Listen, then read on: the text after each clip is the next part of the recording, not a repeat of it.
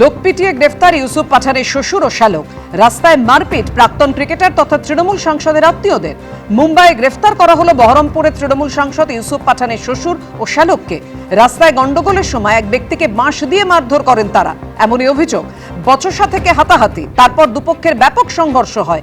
অভিযোগের ভিত্তিতে ইউসুফের শ্বশুর শ্যালককে গ্রেফতার করা হয় ভারতীয় ন্যায় সংহিতার 118(2), 115(2), 324, 352, 351(2) এবং 3(5) ধারায় মামলা রুজু হয়েছে।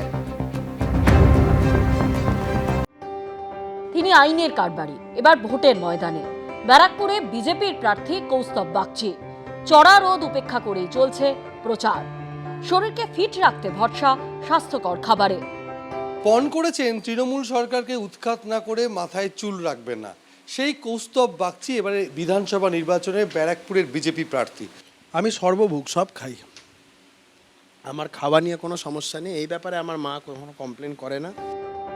ব্যারাকপুরের বিজেপি প্রার্থীর সকালটা শুরু হয় চা বিস্কিট দিয়ে। দুপুরের মেনুতে থাকে ভাত, ডাল, সবজি, পনির। পছন্দের তালিকায় রয়েছে মাছ, মাংস।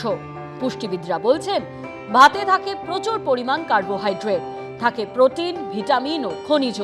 ডালে থাকে আয়রন, প্রোটিন, ফাইবার, খনিজ এবং কার্বোহাইড্রেটের মতো পুষ্টি উপাদান। সবজিতে থাকে প্রচুর পরিমাণে ভিটামিন ও খনিজ পদার্থ।